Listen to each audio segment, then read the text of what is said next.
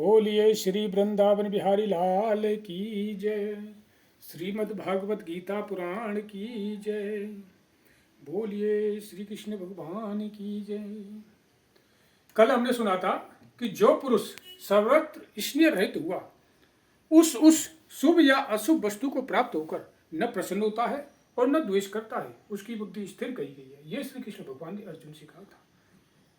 यदा सहन रते चायं कूर्मो अंगानीव सर्वस इंद्रियाणि इंद्रियार्थेभ्य स्तसभ्य प्रज्ञा प्रतिष्ठिता। और कछुआ सब ओर से अपने अंगों को जैसे समेट लेता है, वैसे ही जब यह पुरुष इंद्रियों के विषय से इंद्रियों को सब प्रकार से हटा लेता है, तब उसकी बुद्धि स्थिर समझना चाहिए। विषयानि विनिर्वर्तन्ते निराहारस्य देहिनः रसवर्जं रसोऽप्यस्य परम दृष्टा निवर्तते।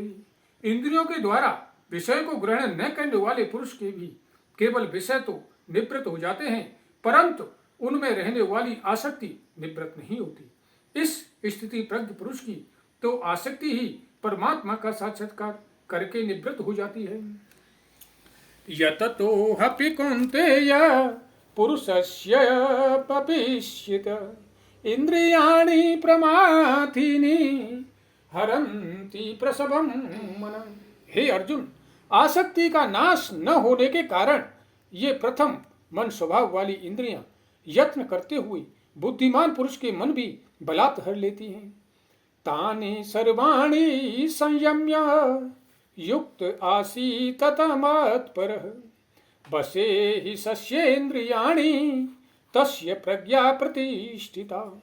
इसलिए साधक को चाहिए कि वह उन संपूर्ण इंद्रियों को बस में करके समाहित चित्त हुआ मेरे परायण होकर ध्यान में बैठे, क्योंकि जिस पुरुष की इंद्रियां बस में होती हैं उसी की बुद्धि स्थिर हो जाती है।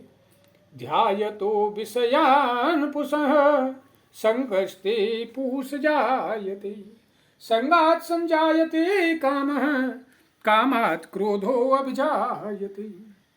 विषयों का चिंतन करने वाले पुरुष की उन विषयों में आसक्ति हो जाती है, आसक्ति से उन विषयों की कामना उत्पन्न होती है और कामना में विघ्न पड़ने से क्रोध उत्पन्न होता है। क्रोधाद् द्रवति सम्मोह सम्मोहात् स्मृति विभ्रमः स्मृति भ्रंशाद् बुद्धिनाशो बुद्धिनाशात् प्रणश्यति। क्रोध से उत्पन्न मूढ़ भाव उत्पन्न हो जाता है, मूढ़ से स्मृति में भ्रम हो जाता है, स्मृति में भ्रम हो जाने से बुद्धि अर्थात ज्ञान शक्ति नाश हो जाता है और बुद्धि का नाश हो जाने से यह पुरुष अपनी स्थिति से गिर जाता है। बोली श्री कृष्ण भगवान की जय। राग द्वेष युक्तेस्तु विषयान् इंद्रियश्चरन् आत्म विषयी वृद्धियात्मा प्रसादमग गच्छति। परंतु अपने अधीन किए हुए अंतःकरण वाला साधक अपने बस में की हुई राग द्वेष से रहित इंद्रियों द्वारा विषयों में विचरण करता हुआ अंतःकरण की प्रसन्नता को प्राप्त होता है।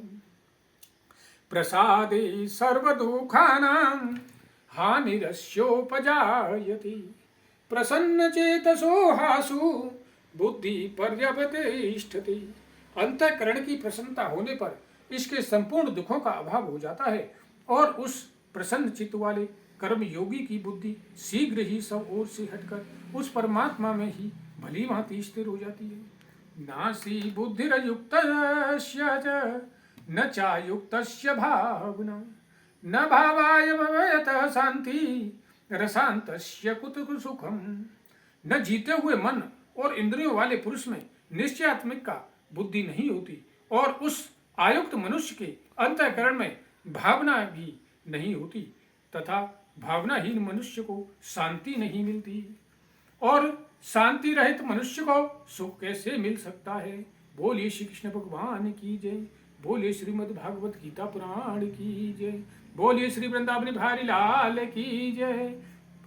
आज अपनी वाणी को यहीं पे विश्राम देते हैं, कल आपकी सेवा में फिर से हाजिर होंगे। जब तक के लिए सभी को राधे राधे, जय श्री कृष्ण।